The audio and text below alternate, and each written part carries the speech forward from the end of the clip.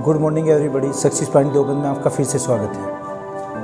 आज की इस वीडियो में हम करते हैं डेंटल कोड के बारे में या डेंटल कॉन्फ़िगरेशन, दंत विन्यास। मानव में कितने प्रकार के दांत होते हैं, विभिन्न प्राणियों में दांतों की संख्या कितनी होती है, दांतों से संबंधित रोग कौन कौन से होते हैं, और एक क्वेश्चन इसमें सबसे ज़्यादा जो आजकल डेंटिस्ट जो दांतों के डॉक्टर्स होते हैं उनको क्या कहते हैं। तो तमाम इन चीज़ों के बारे में गहराई से हम चर्चा करेंगे और इसके अलावा एग्ज़ाम ओरिएंटेड जितने भी क्वेश्चंस हैं सबको हम डिस्कस करते चलेंगे। तो शुरू करते हैं। मानव दंत विन्यास, ह्यूमन डेंटल कॉन्फ़िगरेशन। तो हमारा जो दंत विन्यास होता है 21-23 होता है, 2-1-2-3, 2-1-2-3। इसका मीनिंग क्या होता है कि दांत कितने प्रकार के, 4 प्रकार के दांत होते हैं। इसमें डायग्राम में दिखाया गया है कि इसमें जैसे मानव के 2 जबड़े होते हैं, हमने ये एक जबड़ा लिया है, या अपर ले लीजिए या लोअर। इसमें जो ऊपर का जबड़ा और नीचे का जबड़ा दोनों ही सेम रहते हैं। उसमें फिर 4 प्रकार के दांत हैं, है ना। तो हमने एक जबड़े का एक पोर्शन लिया है।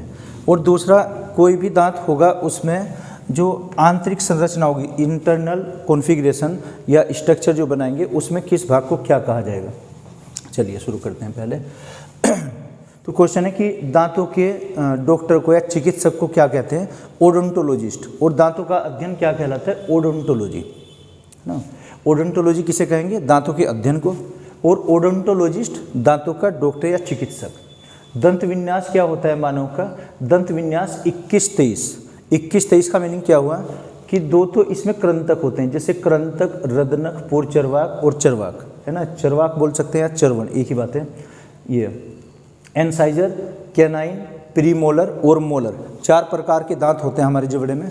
तो उसमें हम सबसे पहली जो संख्या कॉन्फ़िगरेशन की बात करते हैं, 2 किसको इंडिकेट करती है, जो कृंतक दांत होते हैं, एनसाइजर। ये तो क्या हो जाएगा, इनसाइजर।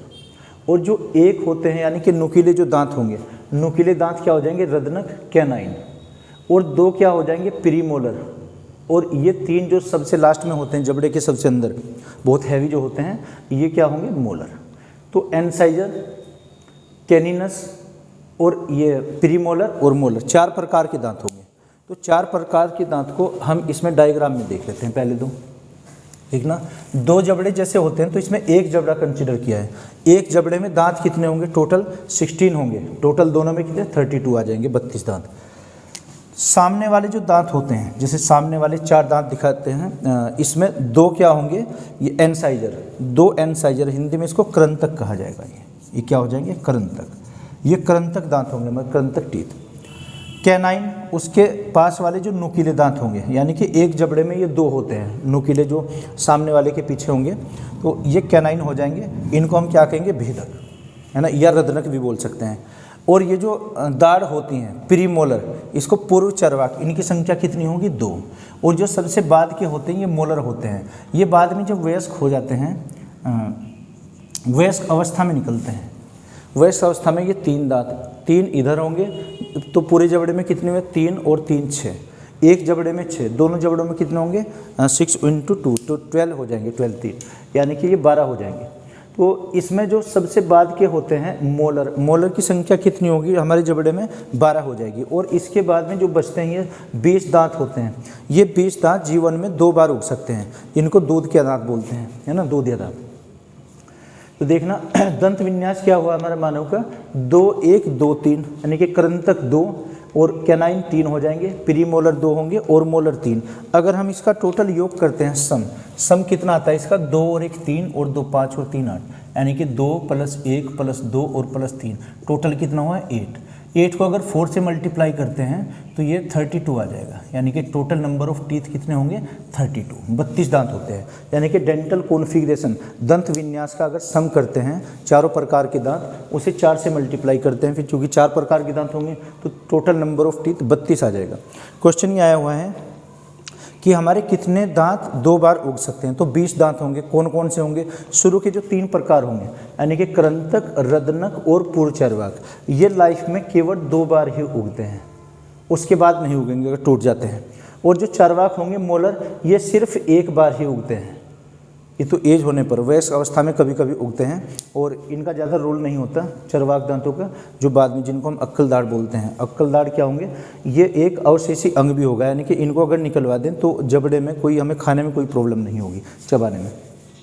क्वेश्चन आया हुआ है कि हमारे भोजन पर सबसे पहले प्रतिक्रिया कौन करता है। जैसे पाचन के 5 चरण होते हैं, अंतर्ग्रहण होगा एक, और पाचन ये अवशोषण और स्वांगीकरण, और एक मल परित्याग होता है। तो अंतर्ग्रहण में क्या होता है, जब हम बाइट यानी कि बाइट लेते हैं, भोजन रखते हैं, उसमें मुख में रखते हैं, ये अंतर्ग्रहण हो जाएगा। अंतर्ग्रहण में सबसे पहले प्रतिक्रिया दांत करते हैं, और दांतों में भी कौन से, जैसे 4 प्रकार के दांत होंगे। इसमें जो सबसे पहले होंगे एनसाइजर, करंतक दांत सबसे पहले क्रिया करते हैं, ये भोजन को काटते हैं। जैसे मान लीजिए हमें सेब खाना है या एप्पल खाना है, तो एप्पल में सबसे पहले जो बाइटिंग करते हैं, बाइट करते हैं, इन दांतों से करेंगे, करंतक से। उसके बाद में जो रदनक होंगे, ये रदनक नुकीले, अगर किसी चीज़ को हमें और प्रेशर से तोड़ना है, जैसे कोई नट सेल ऐसा हुआ, कहना चाहिए कि अखरोट है, हमें अखरोट को तोड़ना है, तो ये नुकीले दांत से उसे तोड़ते हैं। क्या होता है कि जो सामने वाले दांत है, और जैसे जैसे हम पीछे जबड़े में जाएंगे, इसमें दांतों की जो पावर है, पावर बढ़ने लगती है। यानी कि जो करंतक से अधिक पावर किस में, रदनक में होगी जो नुकीले, इनसे ज़्यादा किस में होगी, जो हम भोजन को चबाते हैं, इनको हम दाढ़ बोलते हैं, पीरीमोलर में इनसे ज़्यादा पावर होगी। और जो बाद वाले हैं, ये सबसे अधिक मोस्ट पावरफुल होंगे, जो बाद वाले मोलर होंगे, लेकिन मोलर अवशेषी हैं। अब हमें इनकी आवश्यकता नहीं है। कभी आदिकाल में जब तक हम आग का आविष्कार नहीं हुआ था, तो शायद इन दांतों का अधिक प्रयोग होता था। अच्छा जी, तो ये 4 प्रकार के दांत हो गए, ये हमारा डेंटल कोड होता है। अच्छा, क्वेश्चन है कि दोधिया दांत कौन कौन से होते हैं, तो 3 प्रकार के, यानी कि एनसाइजर, कैनाइन और पीरीमोलर, इनको तो दोधिया दांत बोलते हैं, है ना। दूध के दांत, यानी कि लाइफ में अगर ये एक बार टूटते हैं तो दूसरी बार ये उग सकते हैं। ओके, और नेक्स्ट एक क्वेश्चन आया हुआ है, ये डेसिडुअस टीथ कौन से होते हैं, तो बेबी टीथ भी बोलते हैं इन्हीं को, दूधिया दांत या दूध के दांत बोलते हैं। तो ये कौन से 3 प्रकार के हो जाएंगे, इनकी संख्या कितनी होगी, बेबी टीथ की 20 दांत। मानव के 20 दांत ही हैं जो लाइफ में 2 बार उग सकते हैं, इसीलिए मानव को द्विवार दंती भी कहा गया। क्वेश्चन है कि मानव निम्नलिखित में से क्या, द्विवार दंती, यानी कि उसके कुछ दांत जीवन में 2 बार होते हैं। ओके, विभिन्न प्राणियों में दांतों की संख्या, तो दांतों की संख्या इस पर चर्चा करते हैं। शेर में कितने दांत होते हैं लोयन के, 30 दांत होंगे। चीता के कितने होते हैं, 30 दांत होते हैं। हिरन, गाय, भैंस और चिंपांजी, इसके दांत हो जाएंगे टोटल 32। ये इसमें 4 प्राणी आ जाएंगे, एक और भी है वो मेरे याद नहीं आया अभी एग्जैक्ट। हाथी के दांत कितने होंगे, 26। देखना, हाथी के 2 दांत भी होते हैं, कैनिनस जैसे होंगे, 2 दांत जो बाहर दिखाई देने वाले होते हैं, जिनकी हाथी दांत की स्मंगली भी होती है, आइवरी भी बोलते हैं उसे। और वो कैनाइन होंगे दांत जो बाहर निकले होते हैं। उससे क्या करते हैं हाथी कि कोई भारी भरकम है, जैसे लकड़ी है या कुछ भी, अपने भोजन के लिए मतलब चीरते हैं, उससे वो चीरने के काम आएंगे, है ना। अफ्रीका में सबसे ज़्यादा स्मगलिंग भी होती है, उससे कुछ दवाइयाँ भी बनती हैं, और जैसे कुछ चूड़ियाँ बनती हैं, कंगन बनते हैं, हालांकि आज की डेट में वो प्रोहिबिटेड है। तो क्वेश्चन आया कि हाथी के 2 दांत कौन से होते हैं, कैनाइन होंगे, वो बाहर निकले हुए। डोगी के कितने होंगे, कुत्ते के दांत कितने होंगे, 42 दांत, 42 यहाँ ये। बिल्ली के टोटल दांत कितने होंगे, 30। बकरी के दांत कितने हो जाएंगे, 32। चूहे के दांत, चूहे के 12 दांत होंगे। चूहे के बारे में और देखिए, देखना चूहे के टोटल होंगे 12 दांत। लेकिन क्वेश्चन क्या हुआ है, वो कौन सा प्राणी है कि जिसके दांतों में सबसे अधिक वृद्धि होती है, जो ग्रोथ होगी चूहे के दांत में होगी। ऐसा बताया जाता है कि चूहा अपने दांतों को घिसने के लिए दूसरी कोई मेटल या वस्तुओं को खाता है, कुतरता है उसको। भोजन तो चूहे का बहुत कम होता है, भोजन के लिए नहीं काटता, किसी चीज़ को कुतरता है, वो अपने दांतों को घिसने के लिए, चूँकि वृद्धि ग्रोथ बहुत ज़्यादा है। तो अगर चूहा 1 महीने तक कुछ भी ना कुतरे, उससे क्या होगा, नीचे के दांत ऊपर वाले जबड़े में आ जाएंगे और ऊपर वाले जबड़े के नीचे चले जाएंगे, यानी कि अपने ही जबड़े को खा लेगा चूहा, ऐसा कुछ होगा। तो सबसे अधिक वृद्धि किस में होगी, चूहे में। चूहा और चूही दोनों कितने होंगे ओके जी। मच्छर के कितने होंगे, 42 दांत। ये देखिए, ये अविश्वसनीय लगता है तथ्य, 42 दांत मच्छर के होंगे। कहीं पर 42 भी लिखा हुआ है, चूँकि मच्छर की प्रजातियाँ अलग अलग होती हैं, है ना। तो उसमें या तो 42 या 47 होंगे। मच्छर के भी दांत होते हैं 42। मगरमच्छ के 82 टोटल 82 भी होंगे। कहीं पर मगरमच्छ के 52 भी लिखा हुआ है, ऐसा भी पढ़ा है। तो इसमें कुछ दांत मगरमच्छ के जीवन काल में लगभग 50 बार दांत उग सकते हैं।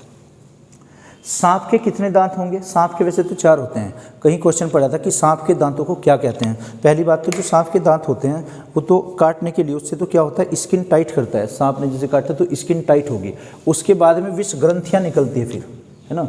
जो विष ग्रंथि होंगी जिसमें जहर होता है वो बाद में होंगी, यानी कि दांतों के पीछे। तो सांप में टोटल अगर देखिए ग्रंथि दांत वो 4 होते हैं, उनका नाम क्या होता है? सांप के दांतों का नाम ये आप नोट कर लीजिए अगर करना चाहें। एक तो यमदूती, एक दांत का नाम क्या होगा? यमदूती। दूसरा उसके साइड वाला दांत ये मकरी, कराली और कालरात्रि, 4 प्रकार के दांत होंगे सांप के अंदर। कौन कौन से फिर से देखिएगा आप, ये शायद नई चीज़ आप पढ़ेंगे। यमदूती, मकरी, कराली और कालरात्रि, ये सांप के अंदर दांत पाए जाते हैं, या विषग्रंथियाँ भी कह सकते हैं इनको, है ना। क्वेश्चन ये आया कि कौन सा सांप होगा जिसमें दांत नहीं होते, विष ग्रंथियाँ नहीं होती? पाइथन जो होगा, अजगर, जैसे एनाकोंडा ये क्या है? पाइथन है सब। तो पाइथन के अंदर ये विष ग्रंथियाँ नहीं होंगी, लेकिन अपना शिकार कैसे करता है? वो शिकार को कुंडली में लेकर मारता है उसे, और फिर गास्पिंग करता है, यानी कि निगल जाता है। उसमें फिर आंतरिक रस होता है जो भोजन को पचाने में सहायक होता है। तो अगर यह ना कि कौन सा सांप है जिसके दांत नहीं होते, तो किसके नहीं होते या विष ग्रंथियाँ नहीं होती? ये होंगी अजगर के। अजगर को इंग्लिश में पाइथन। अजगर के विष ग्रंथियाँ नहीं पाई जाती। और जैसे नागराज होता है, ये उसके दांतों का नाम है। अच्छा, इससे संबंधित रोग और भी। अच्छा, एक क्वेश्चन और आया हुआ है कि वो कौन सा प्राणी है जिसके दांत अनेकों बार उगते हैं, यानी कि पुनर्उत्पादन की शक्ति होती है दांतों में। गिलहरी के अंदर, गिलहरी के जो दांत होंगे, टीथ होंगे, वो जीवन में जितनी बार भी टूटेंगे उतनी ही बार उगते हैं। अगर ये ऑप्शन में गिलहरी नहीं होगा तो हम मगरमच्छ लगाएंगे। फिर मगरमच्छ के अंदर भी उसके टोटल 82 होते हैं टीथ, लेकिन एक दांत अगर टूट जाए बार बार, जीवन काल में लगभग 50 बार दांत उग सकता है ना। तो एक तो कौन सा? गिलहरी, और दूसरा मगरमच्छ। तो गिलहरी की तो अनेकों बार। ओके, दांत के आंतरिक जो संरचना है उसके बारे में भी चर्चा करते हैं। ये इंटरनल स्ट्रक्चर, दांत की आंतरिक संरचना, दांत की आंतरिक संरचना, आंतरिक संरचना, ये देखिएगा स्ट्रक्चर। इसमें क्या है? जो ये दांत दिखाया गया है, दांत है, और ये किस में गड़ा हुआ है? ये इनेमोल में जो जबड़ा होगा। क्वेश्चन है कि हमारे शरीर का सबसे कठोर भाग कौन सा होता है? इनेमोल होता है। इनेमोल में ही दांत गड़े होंगे, यानी कि जबड़े में होगा, और दांतों के ऊपर जो परत होगी वो भी इनेमोल की होगी। जैसे ये दांत की स्ट्रक्चर दिखाई गई है, सबसे ऊपर की जो परत होगी इनेमल, है ना, इनेमोल बोल सकते हैं या इनेमल, बात एक ही है। दूसरा, उसके नीचे की जो परत होगी ये डेंटाइन होता है। तो क्वेश्चन आया हुआ है कि डेंटाइन जो लेयर होगी वो दांतों की कौन सी होगी? इनेमोल के नीचे होगी, है ना। इनेमोल के नीचे क्या आ जाएगी? डेंटाइन। और उसके नीचे फिर तीसरी परत होती है पल्प। तो इनका यही क्रम रहेगा, इनेमोल, डेंटाइन और पल्प। और ये हमारा दांत किस में होगा गड़ा हुआ? ये भी इनेमोल ही होगा, यानी कि जबड़े में होता है पूरा। उसके बाद में जैसे मांस होता है यहाँ पर, इसको क्या कहेंगे हम? गम। गम में गड़े होंगे। और दांतों के अंदर जहाँ पर जैसे सेंसेशन कभी कभी महसूस करते हैं, ये क्या हो जाएगा? Root canal. इसको रूट कैनल, एक रूट कैनल ट्रीटमेंट भी होता है। उसमें क्या होता है कि दांत के अंदर जो जड़ हमारी नसें होंगी, नसों को डिस्कनेक्ट कर देते हैं दांतों से, यानी कि दांत जब कभी दर्द होता है ना, पेन होता है दांत में, तो रूट कैनल करना पड़ता है उसका, रूट कैनल ट्रीटमेंट। तो रूट कैनल, इसके नीचे क्या होगा? सबसे अंदर दांत का हो जाएगा सीमेंटम। सीमेंटम दांत का सबसे नीचे का भाग होगा, यानी कि दांत जहाँ पर गड़े हैं ये इससे टच होगा मांस से, फिर ये सीमेंटम कहलाएगा। ये सबसे अंदर का भाग होगा दांत का। तो कौन कौन से हुए? इनेमल, डेंटाइन, पल्प, जो मांसपेशियाँ बनी हुई हैं, और अंदर हो जाएगा रूट कैनल, और बाद में होगा कि सीमेंटम। और जिसमें दांत गड़े होंगे पूरा क्या हो जाएगा? इनेमोल भी।